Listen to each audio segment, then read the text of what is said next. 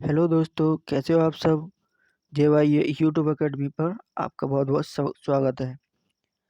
आइए आज हम जानेंगे कोलबर्ग के नैतिक विकास के सिद्धांत के बारे में। It means moral development theory of Kohlberg.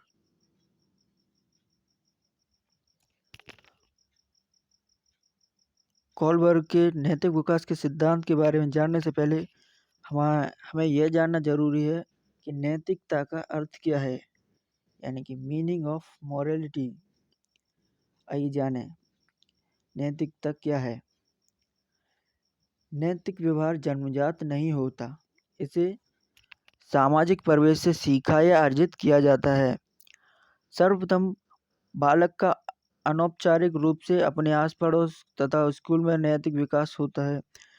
निसंदेह बच्चा पहले पुरस्कार, दंड, प्रशंसा या निंदा के द्वारा अच्छे आचरण संपन्न करता है और बुरे आचरण का त्याग कर देता है, और किशोरावस्था में उसके भीतर विवेक पैदा होता है और इसी विवेक के द्वारा वह नैतिक व्यवहार को सीखता है। जब नैतिक व्यवहार के बाहरी स्रोत समाप्त हो जाते हैं तो वह आंतरिक स्रोत अर्थात विवेक के द्वारा नैतिक व्यवहार को सीखता है और अपने आचरण को नैतिक बनाने का प्रयास करता है। देखिए, नैतिकता जन्मजात नहीं होती है, ना ही ये जन्म से होती है। यानी कि जब बालक का जन्म होता है, ना ही वो अनैतिक होता है, ना ही नैतिक होता है।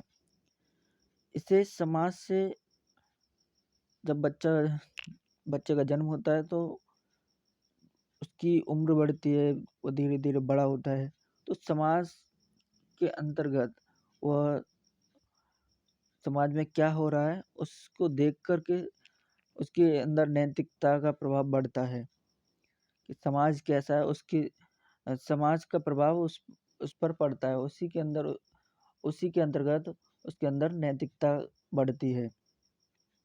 अगर समाज अच्छा है तो उसके ऊपर अच्छा प्रभाव पड़ेगा, और बुरा समाज है तो उसके ऊपर बुरा प्रभाव पड़ेगा। इसे सामाजिक परिवेश से सीखा या अर्जित किया जाता है।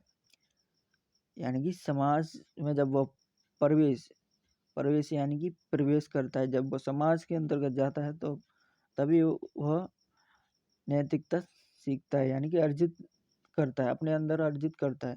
सर्वप्रथम बालक का अनौपचारिक रूप से अपने आस पड़ोस तथा स्कूल में नैतिक विकास होता है।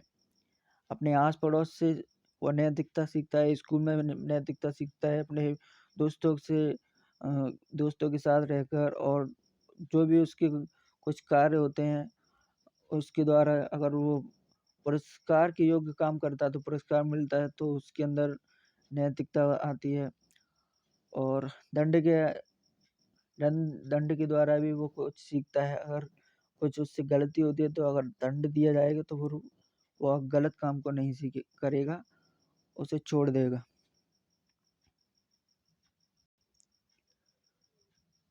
कोलबर्ग के नैतिक विकास को अवस्थाओं का सिद्धांत भी कहा जाता है। कोलबर्ग ने नैतिक विकास की कुल 6 अवस्थाओं का वर्णन किया है, लेकिन इन्होंने दो दो अवस्थाओं को एक साथ रखकर इनके 3 स्तर बनाए हैं। ये 3 स्तर निम्न प्रकार हैं। Number 1 pre conventional, number 2 conventional, number 3 post conventional. Pre conventional की अवस्था होती है 4 से 10 वर्ष तक के बच्चों में। कन्वेंशनल की अवस्था होती है 10 से 13 वर्ष तक के बच्चों में। पोस्ट कन्वेंशनल होती है 13 वर्ष से अधिक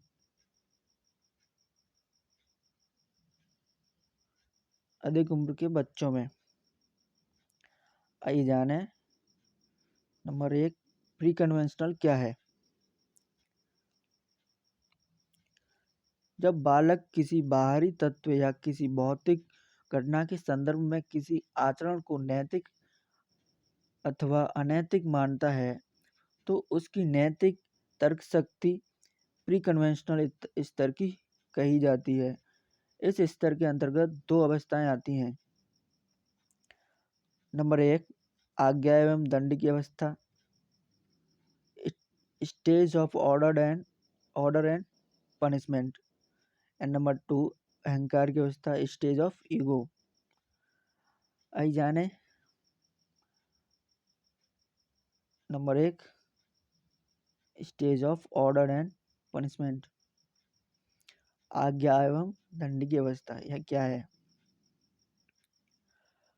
कोलबर्ग के अनुसार इस अवस्था में बच्चे का चिंतन दंड से प्रभावित होता है।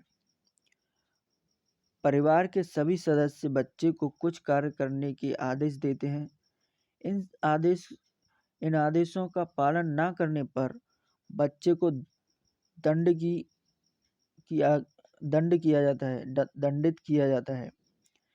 इसलिए बच्चा यह सोचता है कि दंड से बचने के लिए आदेश का पालन करना अनिवार्य है।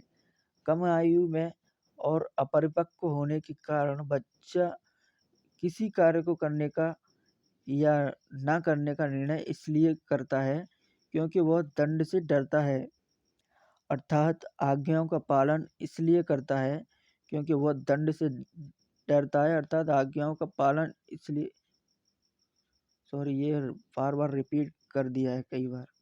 क्यों? देखिए टाइपराइटर ने कितना रिपीट किया है, क्योंकि वह दंड से डरता है, अर्थात आज्ञा का पालन, ये इतना रिपीट कर दिया। टाइपराइटर बहुत सारी गलतियां कर रहा है। इस प्रकार नैतिक विकास की शुरू की अवस्था में दंड को ही बच्चों की नैतिकता का मुख्य आधार माना जाता है।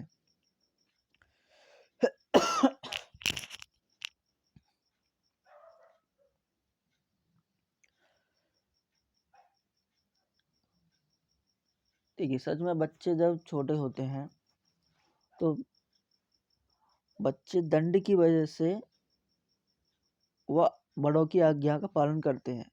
कहीं उन्हें दंड न दिया जाए, कहीं उन्हें पिटाई न लग जाए, या फिर उनकी इच्छा पूरी होने से रुक सकती है।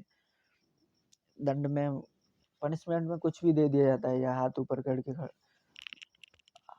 करके खड़े होना, या पिटाई लगाना, कुछ भी, या उनको लिए चॉकलेट रखी जाती है। अगर वो काम नहीं करेगा, आज्ञा नहीं मानेगा तो उसकी चॉकलेट नहीं मिलेगी या उसकी इच्छा पूरी नहीं होगी। नंबर 2, स्टेज ऑफ ईगो, अहंकार की अवस्था। इस अवस्था में आकर बच्चे के चिंतन का स्वरूप बदल जाता है। जैसे जैसे बच्चे की आयु बढ़ती है, वह परिपक्व होता है, तो वह अपनी आवश्यकताओं और इच्छाओं को समझने लगता है और उसके द्वारा उसकी इच्छाएं पूरी हो जाती हैं। यदि उसका कोई उद्देश्य झूठ बोलने से पूरा होता है तो वह झूठ बोलता है। अगर भूख लगी हुए और चुराकर वह कुछ खा लेता है तो वह इन क्रियाओं को नैतिक आयरण ही समझता है। नैतिक विकास की इस अवस्था का आधार बालक का अहंकार होता है, यानी कि ईगो होता है। जैसे कि अगर बच्चे को भूख लगी है और उसने किसी के बिना पूछे कुछ खा लिया और वो रखा हुआ किसी और के लिए, अगर उससे कोई पूछे कि क्या तुमने ये लिया है, वो कह देगा मैंने नहीं लिया। या फिर ऐसा कहेगा, अगर उससे कोई भी काम करवाएगा तो कहेगा पहले मुझे पैसे दो, या फिर पहले मेरी इच्छा पूरी करो तब मैं ये काम करूँगा। तो ये अवस्था होती है स्टेज ऑफ ईगो, अहंकार की अवस्था। नंबर 2, दूसरी अवस्था यह है कन्वेंशनल लेवल। इसके अंतर्गत इस स्तर को भी 2 उप अवस्थाओं में विभाजित किया गया है, प्रशंसा की अवस्था और सामाजिक व्यवस्था के प्रति सम्मान की अवस्था।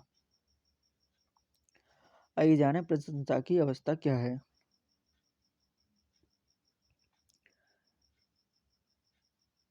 Stage of appreciation.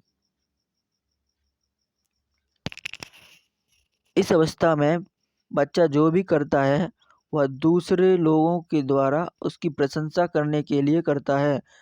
जब उसे पता होता है कि दूसरे लोग उसकी प्रशंसा पाने के लिए ऐसा करते हैं। दूसरी ओर समाज के सदस्य बच्चों से विशेष अपेक्षाएं करने लगते हैं, तो समाज से उन्हें स्वीकृति मिलने लगती है।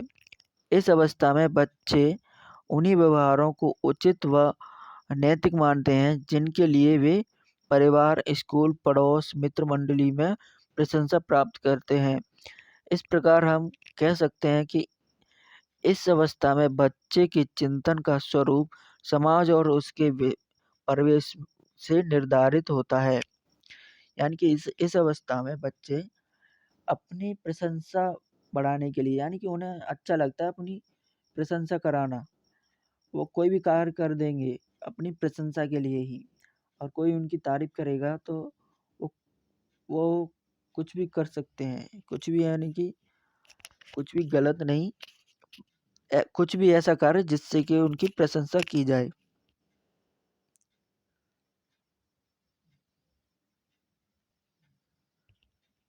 नंबर 2, सामाजिक व्यवस्था के सम्मान की अवस्था। Stage respect for social system. आइए जाने ये क्या है। इसके अंतर्गत नैतिक विकास की यह उप अवस्था अत्यंत महत्वपूर्ण मानी जाती है।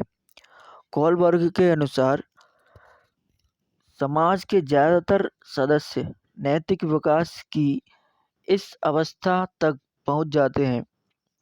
इस अवस्था में प्रवेश से पहले बालक समाज को केवल इसलिए महत्वपूर्ण मानता है कि वह उसकी प्रशंसा करता है। अब वह समाज को स्वयं एक लक्ष्य मानने लगता है। इस अवस्था में पहुंचकर स्वयं यह समझने लगता है कि सामाजिक नियमों के विरुद्ध प्रत्येक कार्य को अनैतिक कहता है।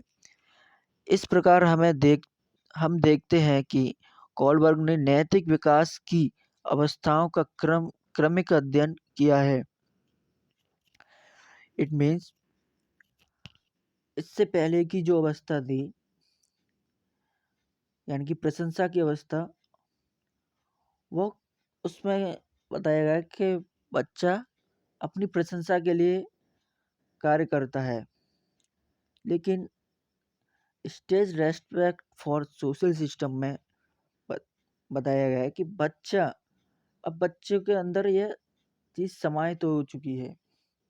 अब वह समाज के लिए यह करता है, यानी कि उसे ये महसूस हो गया है कि अगर हम समाज के विरुद्ध कोई भी गलत काम करते हैं तो यह सही नहीं है।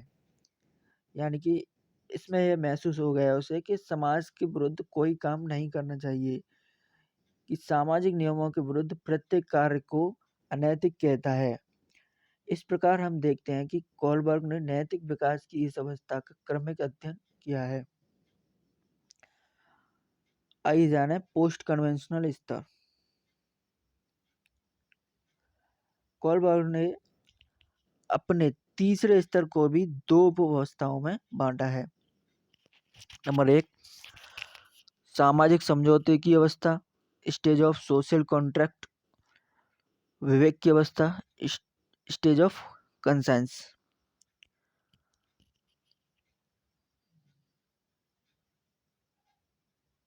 आइए जानेंगे। नंबर 1, सामाजिक समझौते की अवस्था। इस अवस्था तक आते आते व्यक्ति को नैतिक चिंतन की दशा में पर्याप्त परिवर्तन आ जाते हैं। अब व्यक्ति परस्पर लेन देन में विश्वास करने लगता है कि व्यक्ति व समाज के बीच एक समझौता होता है।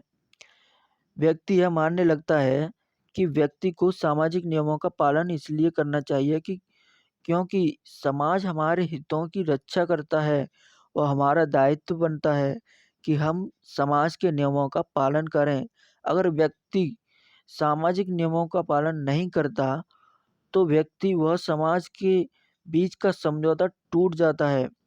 अतः अपने नियमों, परंपराओं, कानूनों के द्वारा समाज व्यक्ति को स्वतंत्रता, अधिकार और सुरक्षा देता है। अतः ऐसे नियमों का उल्लंघन अनैतिक माना जाता है। यानी कि सामाजिक समझौते की अवस्था यह है कि अगर हम समाज के विरुद्ध कोई कार्य करते हैं तो उससे हमारा भी नुकसान है। अगर हम समाज की बात ना माने, अगर समाज के नियमों पर ना चलें तो उससे हमारा नुकसान है और हमारी एक सुरक्षा टूट जाएगी और जो कानून है वो टूट जाएगा। कानून हमारी रक्षा करता है और कानून की रक्षा हमें करनी चाहिए। कानून ही हमें स्वतंत्रता दिलाता है। अगर हम आज हम गलत कार्य करेंगे तो कोई दूसरा भी हमारे लिए कुछ गलत कार्य कर सकता है। यानी कि हम दूसरों का दूसरों की रक्षा करेंगे। समाज की रक्षा करना यानी कि दूसरों की रक्षा करना। अगर हम दूसरों की रक्षा करेंगे तो कोई हमारी भी रक्षा करेगा।